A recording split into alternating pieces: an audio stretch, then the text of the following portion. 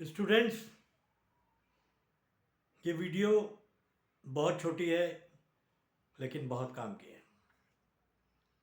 Methane में जब हीट्रोलिटिक fission methane और हाइड्रोजन के बीच में होता है तो कार्बन आयन बनता है, कार्बेनायन बनता है।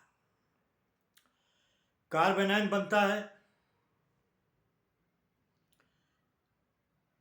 वैलेंस इलेक्ट्रॉन मीथेन में भी 8 ही होते हैं और कार्बेनायन में भी वैलेंस इलेक्ट्रॉन। कई बार ये क्वेश्चन एग्जाम में पूछा भी गया है, क्या दोनों में वैलेंस इलेक्ट्रॉन बराबर होते हैं? तो जी, दोनों में वैलेंस इलेक्ट्रॉन बराबर होते हैं, लेकिन अब क्यों होते हैं, थोड़ी सी टेक्निक है उसको समझने की। Before heterolytic fission CH4 has 8 valence electron. After heterolytic fission, carbanion has 8 valence electron. कार्बन हैज 4 वैलेंस इलेक्ट्रॉन. आप जानते हैं कि कार्बन में 4 वैलेंस इलेक्ट्रॉन होते हैं एक्साइटेड स्टेट में. Hydrogen has 1 valence electron. Hydrogen में 1 वैलेंस इलेक्ट्रॉन होता है. तो 4 हाइड्रोजन मीथेन से जुड़ जाते हैं, तो 4 से 4 इलेक्ट्रॉन, 4 हाइड्रोजन में 4 वैलेंस इलेक्ट्रॉन होंगे. तो total valence electron 4 + 4 = 8. 4 sigma bond होते हैं. हाइब्रिडाइजेशन के हिसाब से इसमें कार्बन sp3 हाइब्रिडाइज्ड है. स्ट्रक्चर टेट्राहेड्रल और बॉन्ड एंगल 109 डिग्री 109.5 डिग्री होता है. अब दूसरा सवाल है, कार्बन है 4 वैलेंस इलेक्ट्रॉन. इसमें भी कार्बन जो है 4 वैलेंस इलेक्ट्रॉन होते हैं.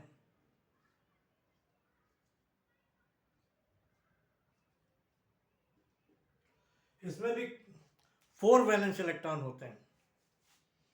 यहां पर 3 हाइड्रोजन बॉन्ड है, तो 3 हाइड्रोजन बॉन्ड के हिसाब से इस 3 हाइड्रोजन के 3 वैलेंस इलेक्ट्रॉन हुए और 3 ये हुए. 1 इलेक्ट्रॉन जो इस पर निगेटिव चार्ज कार्बन आयन पर है, निगेटिव चार्ज है, उसकी वजह से 1 इलेक्ट्रॉन, एक निगेटिव चार्ज का मतलब 1 इलेक्ट्रॉन. तो देखिए यहां पर जब हम जोड़ते हैं 4, 3 + 1 8 इलेक्ट्रॉन होते हैं. इसमें भी कार्बन sp3 हाइब्रिडाइज्ड है. स्ट्रक्चर है इसका ट्राइगोनल पिरामिडल, बॉन्ड एंगल 107.5. लेकिन क्वेश्चन है कि ये भी sp3 हाइब्रिडाइज्ड है और ये भी sp3 हाइब्रिडाइज्ड है, तो इसमें बॉन्ड एंगल क्यों कम है? आइए देखते हैं एक छोटे से फिगर से.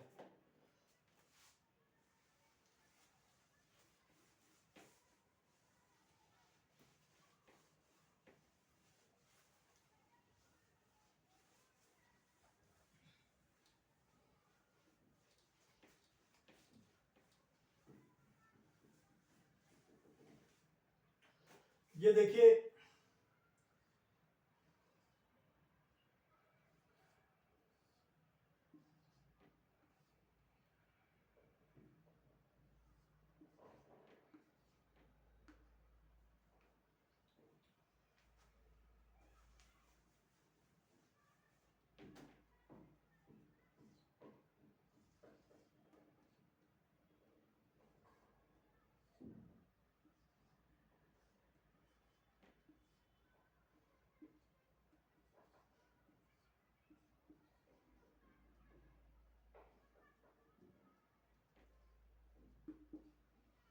देखिए ये स्ट्रक्चर जो है ट्राइगोनल ट्राइगोनल पिरामिडल है.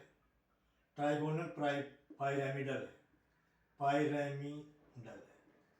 इस पर देखिए कार्बन के p ऑर्बिटल पर, कार्बन के p ऑर्बिटल पर लोन पेयर ऑफ इलेक्ट्रॉन है. लोन पेयर ऑफ इलेक्ट्रॉन है.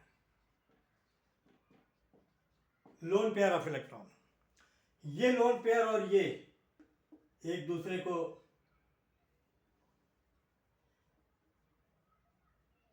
रिपल्स करेंगे. ये एक दूसरे को रिपल्स करेंगे. जब ये एक दूसरे को रिपल्स करेंगे तो ये इन हाइड्रोजन बॉन्ड्स को पुश करेगा.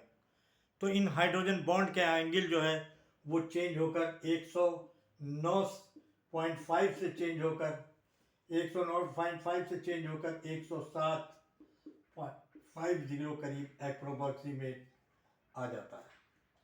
इसीलिए अप्रोक्सीमेट है, ये अप्रोक्सीमेट।